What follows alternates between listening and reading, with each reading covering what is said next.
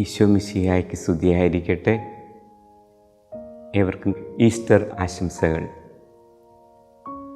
എന്താണ് ഉയർപ്പുദിന സന്ദേശം എന്ന് ചിന്തിക്കുമ്പോൾ മനസ്സിൽ ഓടിവരുന്നത് ഇപ്രകാരമാണ്: സത്യത്തെ കുഴിച്ചു മൂടാൻ സാധിക്കും, എന്നാൽ അത് അതിൽ നിന്ന് പുറത്തേക്ക് വരും. ജീവനെയും നന്മയെയും ആണികൾ കൊണ്ട് കുരിശിൽ ബന്ധിക്കാനാകും, എന്നാൽ ജീവനും നന്മയും ഉയർത്തെഴുന്നേൽക്കും. ഈ ഉയർത്തെഴുന്നേൽപ്പിൻ്റെ എല്ലാ ആശംസകളും ഏറ്റവും സ്നേഹപൂർവ്വം ഈസ്റ്റർ ദിനത്തിൻ്റെ എല്ലാ മംഗളങ്ങളും ഏറ്റവും ആത്മാർത്ഥതയോടുകൂടെ നിങ്ങൾക്ക് നേരുന്നു. വിശുദ്ധ ഗ്രന്ഥം പരിശോധിക്കുമ്പോൾ ഈശോയുടെ ഉയർപ്പിന് 4 തെളിവുകളാണ് മുൻപോട്ട് വയ്ക്കാൻ സാധിക്കുന്നത്. ഒന്നാമതായി, ശൂന്യമായ കല്ലറയാണ് ഈശോയുടെ ഉദ്ധാനത്തിൻ്റെ തെളിവ്. വിശുദ്ധ മത്തായിയുടെ സുവിശേഷം 27-ാം അധ്യായത്തിൽ പ്രധാന ആചാര്യന്മാരും ജനപ്രമാണികളും പിലാത്തോസിൻ്റെ അടുക്കൽ ചെന്ന് പറയുകയാണ്, ഇവൻ 3 ദിവസം കഴിഞ്ഞ് മരണത്തിന് 3-ാം നാൾ ഉയർത്തെഴുന്നേൽക്കുമെന്ന് പഠിപ്പിച്ചിട്ടുണ്ട്. അപ്രകാരം ഒന്ന് സംഭവിച്ചാൽ യഹൂദജനത്തിൻ്റെ അവസ്ഥ ഇന്നത്തേക്കാൾ ഉപരിമോശമായിത്തീരും. അതുകൊണ്ട് അതിന് അനുവദിച്ചുകൂടാ. ശക്തമായ കാവല് അവൻ്റെ കല്ലറയിൽ ഏർപ്പാട് ചെയ്യണം. പീലാത്തോസ് പറഞ്ഞു, റോമൻ സൈന്യത്തെ അതിന് വിട്ടു നൽകുക സാധ്യമല്ല. നിങ്ങൾക്ക് കാവൽ സേനയുണ്ടല്ലോ, അതിനെ തന്നെ അതിനുവേണ്ടി ഉപയുക്തമാക്കിക്കൊള്ളുവിൻ എന്ന്. യഹൂദ പടയാളികൾ അതിന് കാവൽ നിന്നു. എന്നാൽ കർത്താവ് 3-ാം നാൾ ഉയർത്തെഴുന്നേറ്റു. ഉയർപ്പിക്കപ്പെട്ട കാര്യം അറിഞ്ഞ ജനപ്രമാണികളും പ്രധാന ആചാര്യന്മാരും കൂടുതൽ അസ്വസ്ഥരാകാൻ തുടങ്ങി. വിശുദ്ധ മത്തായിയുടെ സുവിശേഷം 28-ാം അധ്യായത്തിൽ നാം അതേക്കുറിച്ച് മനസ്സിലാക്കുന്ന ഇപ്രകാരമാണ്: വിവരം കാവൽക്കാരിൽ നിന്ന് തിരിച്ചറിഞ്ഞ ജനപ്രമാണികളും പ്രധാന ആചാര്യന്മാരും കുറച്ച് നാണയങ്ങൾ കൊടുത്തുകൊണ്ട് അവരോട് പറഞ്ഞു, ഞങ്ങൾ ഉറങ്ങിക്കിടക്കുമ്പോൾ ക്രിസ്തുവിൻ്റെ ശിഷ്യന്മാർ അവൻ്റെ ശരീരം മോഷ്ടിച്ചു കൊണ്ടുപോയി എന്ന കഥ നിങ്ങൾ പരത്തുവിൻ എന്ന്. പ്രിയപ്പെട്ടവരൊന്ന് ചിന്തിച്ചു നോക്കുക. എങ്ങനെയാണ് ഒരുവന് ഉറങ്ങിക്കിടക്കുമ്പോൾ മോഷ്ടിച്ചു കൊണ്ടുപോകുന്ന കാര്യം കാണാനായിട്ട് സാധിക്കുക? അതുമല്ല എങ്കിൽ വിശുദ്ധ അഗസ്റ്റിൻ ചോദിക്കുന്നത് പോലെ ശക്തരായിട്ടുള്ള ഈ യഹൂദ പടയാളികളെ നേരിടാനായിട്ടുള്ള അംഗബലം തുച്ഛമായ യേശു ശിഷ്യന്മാർക്കുണ്ടോ? അതുകൊണ്ട് തീർച്ചയായും അവരുടെ വാദം പൊള്ളയാണെന്നത് വ്യക്തമാവുകയാണ്. അതുകൊണ്ടാണ് ഫുൾട്ടൻ ജെഷീൻ പറഞ്ഞത്, നമ്മുടെയൊക്കെ അടയ്ക്കപ്പെട്ട കല്ലറകൾ നാം അതിൽ ഉണ്ട് എന്നുള്ളതിൻ്റെ തെളിവാണെങ്കിൽ ക്രിസ്തുവിൻ്റെ ശൂന്യമായ കല്ലറ വിളിച്ചു പറയുന്നത് അവൻ ഇവിടെ ഇല്ല എന്നുള്ളതാണ്. രണ്ടാമത്തെ ഉയർപ്പിൻ്റെ തെളിവ് കച്ചയും അതോടൊപ്പം തന്നെ തുവാലയുമാണ്. വിശുദ്ധ മത്തായിയുടെ സുവിശേഷം 28-ാം അധ്യായത്തിൽ മറിയം മഗ്ദലേന ഞായറാഴ്ച അതിരാവിലെ ഈശോയുടെ കല്ലറയെ സമീപിക്കുന്നതായിട്ട് നമ്മൾ വായിക്കുന്നുണ്ട്. അവൾ അവിടെ ചെന്നപ്പോൾ ഒരു മാലാഖയെ കാണാൻ സാധിച്ചു. മാലാഖ അവളോട് പറഞ്ഞു, നീ എന്തിനെയാണ് അന്വേഷിക്കുന്നത്? ക്രൂശിൽ തറക്കപ്പെട്ട കർത്താവിനെ ആണ് എങ്കിൽ അവൻ ഇവിടെയില്ല, അവൻ ഉയർത്തെഴുന്നേൽക്കപ്പെട്ടിരിക്കുന്നു എന്ന്.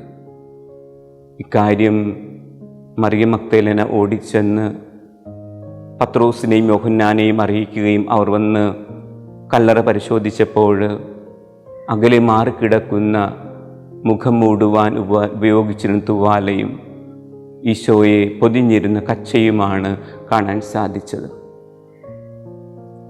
നമുക്കറിയാം ലാസറിൻ്റെ ഉയർപ്പിൻ്റെ വേളയിൽ നമ്മുടെ കർത്താവ് തന്നെയാണ് ലാസറിനെ ഉയർപ്പിന് ശേഷം കച്ച മാറ്റി മുഖത്തെ തുവാല മാറ്റി അവനെ ജനങ്ങളുടെ ഇടയിലേക്ക് കൊണ്ടുപോകുന്നത്.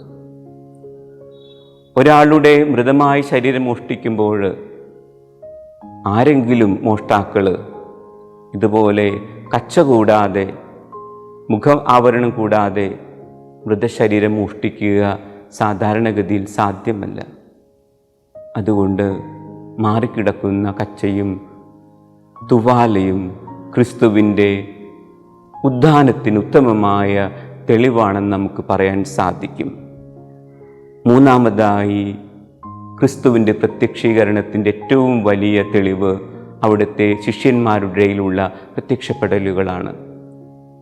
വിശുദ്ധ പൗലോസ് അപ്പോസ്തലൻ കൊറിന്തോസുകാർക്ക് എഴുതിയ 2-ാം ലേഖനത്തിൽ 15-ാം അധ്യായത്തിൽ വളരെ മനോഹരമായിട്ട് വിവരിക്കുന്നുണ്ട് പൗലോസ് ക്രിസ്തുവിൻ്റെ പ്രത്യക്ഷീകരണത്തെക്കുറിച്ച്.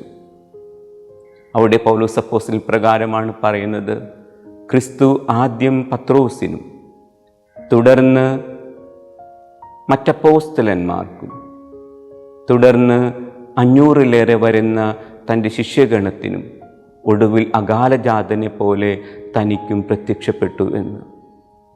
ആദിമസഭയുടെ അന്നത്തെ ഒരു അംഗസംഖ്യ 500 എങ്കിൽ ക്രിസ്തുനാഥൻ മുഴുവനും സഭാംഗങ്ങൾക്ക് പ്രത്യക്ഷപ്പെട്ടുവെന്ന് വേണം നമുക്ക് മനസ്സിലാക്കാനായിട്ട്. അതുകൊണ്ടാവണം മത്തിയാസിന് തിരഞ്ഞെടുത്ത വേളയിൽ ഒരു മാനദണ്ഡമായി ക്രിസ്തുവിന് ഉദ്ധാനത്തിന് സാക്ഷ്യം വഹിച്ച ഒരുവനെ വേണം തങ്ങളുടെ അപ്പോസ്തല സംഘത്തിലേക്ക് തിരഞ്ഞെടുക്കുവാനെന്ന് അവർ ആലോചിക്കുന്നത്. പ്രിയപ്പെട്ടവരെ, അങ്ങനെ സഭ മുഴുവനും കണ്ട ക്രിസ്തു ഉയർപ്പിക്കപ്പെട്ടിരിക്കുന്നു, ഹീസ് ട്രൂലി റിസൺ എന്നുള്ളതായിരുന്നു ആദിമസഭയുടെ ആദ്യത്തെ കരിസ്മ അഥവാ പ്രഘോഷണം. അങ്ങനെ ക്രിസ്തു ശിഷ്യന്മാർക്ക് കണ്ട പ്രത്യക്ഷപ്പെടൽ ക്രിസ്തുവിൻ്റെ ഉദ്ധാനത്തിന് ഉത്തമമായിട്ടുള്ള സാക്ഷ്യമായി മാറുകയാണ്. നാലാമതായി നമുക്ക് പറയാൻ സാധിക്കും, അപ്പോസ്തലന്മാരുടെ രക്തസാക്ഷിത്വമാണ് ഉദ്ധാനത്തിൻ്റെ തെളിവ് എന്ന്. വിശുദ്ധ തോമസ് അക്വിനാസ് പ്രകാരമാണ് പറയുന്നത്: ഉയർപ്പിക്കപ്പെട്ട ശിഷ്യന്മാരാണ് ഈശോയുടെ ഉദ്ധാനത്തിന് ഏറ്റവും വലിയ തെളിവ് എന്നുള്ളതാണ്. ഒരാളൊഴികെ ബാക്കിയുള്ള എല്ലാവരും രക്തസാക്ഷികളായിട്ടാണ് മരിച്ചത്. ഈശോയുടെ ഉദ്ധാനത്തിന് മുമ്പ് പേടിച്ചരണ്ട മുറികളിൽ ഒഴിച്ചിരുന്നവർ, ഉദ്ധാനത്തെപ്പോലും ഒരു വേള സംശയിച്ചിരുന്നവർ, ഈ ശൂന്യമായ കല്ലറയും പ്രത്യക്ഷപ്പെടലുകളും കൊണ്ട് മാറ്റപ്പെട്ടവരായി മാറി ധീരരായിത്തീർന്നു. പരിശുദ്ധാത്മാവ് വന്നപ്പോൾ രക്തം ചൊരിഞ്ഞു പോലും ഉദ്ധിതന് സാക്ഷ്യം വഹിക്കുവാനായിട്ട് പ്രാപ്തിയുള്ളവരായിട്ട് അവർ മാറുകയാണ്. പ്രിയപ്പെട്ടവർ, ഈ 4 തെളിവുകളും വച്ചു നോക്കുമ്പോൾ ഉദ്ധാനം നമുക്ക് നൽകുന്ന സന്ദേശം എന്താണ്? സത്യത്തെ, ജീവനെ, നന്മയെ കുഴിച്ചു മൂടാനാകും, എന്നാൽ അതിനെ അതിജീവിച്ച് പുറത്തേക്ക് കടക്കും. ആണികളിൽ ബന്ധിക്കാൻ സാധിക്കുമെന്നാൽ ഉദ്ധാനം ചെയ്തുകൊണ്ട് ഈ ബന്ധനത്തെ അത് അതിജീവിക്കും എന്നുള്ളതാണ്. വിശുദ്ധ ഗ്രന്ഥത്തിലെ ഏറ്റവും ഹൃദ്യമായിട്ടുള്ള ഭാഗം ഏതെന്ന് എന്നോട് ചോദിച്ചാൽ ഞാൻ സൂചിപ്പിക്കുവാൻ പോകുന്നത് വെളിപാടിൻ്റെ പുസ്തകം 14-ാം അധ്യായത്തിലെ 1-2 തിരുവചനങ്ങളാണ്. അവിടെ യോഹന്നാൻ കാണുകയാണ് സിയോനിലെ മലമേൽ ഒരു കുഞ്ഞാട്. ആ കുഞ്ഞാടിനെ ചുറ്റുമായിട്ട് വെള്ളവസ്ത്രങ്ങൾ അണിഞ്ഞുകൊണ്ട് കയ്യിൽ കുരുത്തോലയും പിടിച്ചു നിൽക്കുന്ന 144,000 വിശ്വാസികൾ. എന്തിനെയാണിത് സൂചിപ്പിക്കുക? ഉദ്ധിതനായ ക്രിസ്തുവിനെയാണ് കുഞ്ഞാട് പ്രതിധ്വനിപ്പിക്കുന്നത് എങ്കിൽ ക്രിസ്തുവിൻ്റെ നന്മയും വിശുദ്ധിയും അവൻ്റെ രക്തത്താൽ വെണ്മയാക്കപ്പെട്ട വസ്ത്രത്തോടുകൂടെ കാണപ്പെടുന്ന 144,000 ജനങ്ങളെയുമാണ് അവിടെ ചിത്രീകരിക്കുന്നത്. പ്രിയപ്പെട്ട ഇന്നത്തെ അവസ്ഥ നമുക്ക് എന്തെന്നറിയാം. ദൈവത്തിന് പകരമായി, തമ്പുരാന് പകരമായി എമ്പുരാനെ ചിത്രീകരിക്കുവാനായിട്ട് പരിശ്രമിക്കുന്ന ലോകമാണ് ഇന്ന്. ദൈവം പരാജയപ്പെടുന്നതും ലൂസിഫർ ഉയർത്തു വരുന്നതും ദേവാലയം തകർക്കപ്പെടുന്നതുമൊക്കെ ഒരു നാടകീയത മാത്രമായിട്ട് കണക്കാക്കാമെങ്കിൽ പോലും അതിൽ നിന്ന് ജനങ്ങളിലേക്ക് കൺവേ ചെയ്യപ്പെടുന്ന തെറ്റായിട്ടുള്ളൊരു സന്ദേശം നമുക്ക് മനസ്സിലാക്കിയെടുക്കേണ്ടിയിരിക്കുന്നു. ഇന്ന് നമുക്കറിയാം, ഡൽഹിയിൽ കഴിഞ്ഞ ദിവസമാണല്ലോ കുരിശിൻ്റെ വഴി റോഡിലൂടെ നടത്തുവാനായിട്ട് സാധ്യമല്ല എന്ന വിവരം അറിയിക്കപ്പെട്ടത്. വിശ്വാസത്തെ പലപ്പോഴും പ്രത്യക്ഷവേദികളിൽ നിന്ന് ഒഴിവാക്കാനായിട്ട് ശ്രമിക്കുന്ന അധികാരവർഗത്തെയാണ് ഇവിടെ കാണുക. പണത്തിനു വേണ്ടിയിട്ട് മദ്യവും മയക്കുമരുന്നും വിറ്റഴിക്കുവാനും മനുഷ്യരെ നശിപ്പിക്കുവാനും പോലും തിന്മയുടെ ശക്തികൾ കൂട്ടുപിടിക്കുന്ന അഴിഞ്ഞാടുന്ന കാലഘട്ടമാണ് ഇവിടെ ക്രിസ്തുവിൻ്റെ ഉദ്ധാനം ക്രൈസ്തവരായ നമ്മിൽ ഉളവാക്കുന്നത് വലിയ പ്രത്യാശയാണ്. തിന്മകൾ വളർന്നാലും നന്മകൾ ധ്വംസിക്കപ്പെട്ടാലും തീർച്ചയാണ് തിന്മയെ അതിജീവിച്ച് നന്മ ഒരിക്കൽ ഉയർന്നു വരും എന്നുള്ള വലിയ പ്രത്യാശയും പ്രതീക്ഷയുമാണ് ക്രൈസ്തവരായി നമുക്കുണ്ടാകേണ്ടത്.